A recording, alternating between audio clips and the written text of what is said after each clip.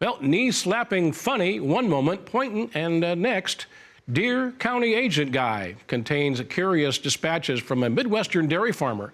The book offers a very special glimpse at a distinctly American way of life. Joining me now by telephone from Volga, South Dakota, the author of Deer County Agent Guy, JerryNelson. Jerry, thanks for joining us. Thank you for having me. How did the concept come about here for this book? One way to look at it is that it began on July 10th of 1988. On that particular day, I went down into a manure pit on our family dairy farm to repair a bulky pump. When I got to the bottom of the pit, I began to feel really weird, and I immediately began to exit the pit. And I nearly made it. I was almost to the top when everything suddenly faded to black.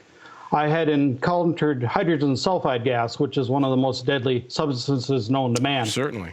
Yeah, and my parents found me floating unconscious in the manure, and rescue crews were called, and I was taken to a local hospital where doctors basically said I was probably going to die fairly quickly.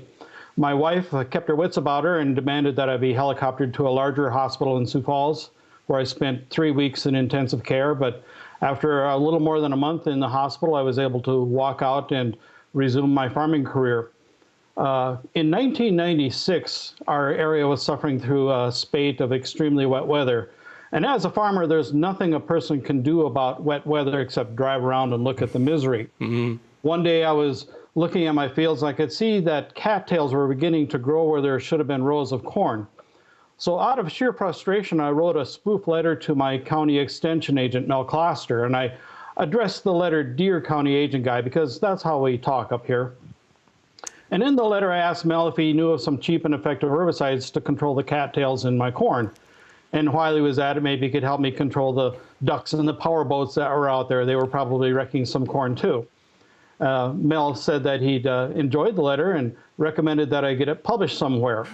Now, my pre-accident self would have never done such a thing, but after the accident, I have this idea that every day is a bonus, it's a freebie. So when this opportunity came about, I thought, well, why not? This sounds like a fun adventure. So I submitted my letter to our local paper, and they began to publish my column. And I've written a weekly column every week for the past 20 years. Wow. So just a couple more examples here, what people are going to walk away with when they read your book. Well, I hope that they get their funny bone tickled a little bit, and there are a few more serious pieces in there because there are some topics that cannot be treated lightly.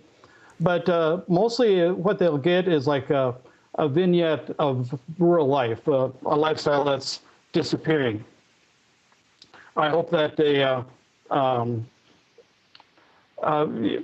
get to see some of the stuff that I've written about how I grew up on a dairy farm and raising my kids and things like that. And while most of my stories are mostly true, as my wife would say, I wouldn't call him a liar, but he's awfully reckless with the truth at times. Well, quite a life story of you say and say it well. Every day is a gift. We know that. We hopefully don't have to go through what you did to understand that. And really, it's an avenue for folks that maybe not familiar with rural America, county agents. Maybe they put again, understand what goes on in rural America. How can we get a copy of that, by the way? People are tuning in, listening in. I'd like to get a copy. My book is available at bookstores nationwide, and you can go to workman.com and search for it there. It's also available at amazon.com and Barnes & Noble and many other places across the nation. I hope your county agent has one there locally in Volga. Yes. Very good. Thanks for joining us. That is author of Deer County Agent Guy, JerryNelson, joining us live from Volga, South Dakota. Christina Loren will be here with your forecast. We continue through this hour. She'll be here in 2 minutes.